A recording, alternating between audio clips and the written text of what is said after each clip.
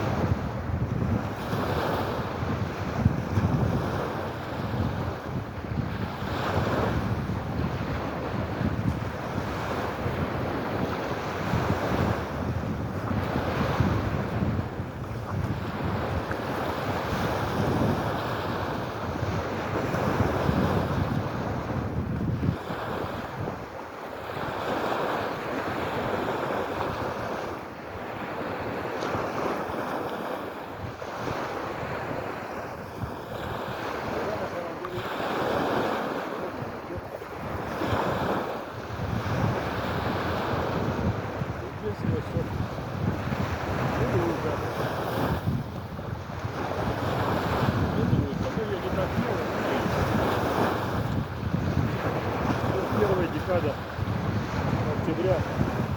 Вода теплая. Легкий ветерок. Температура воздуха нормальная. Все хорошо. Ребята,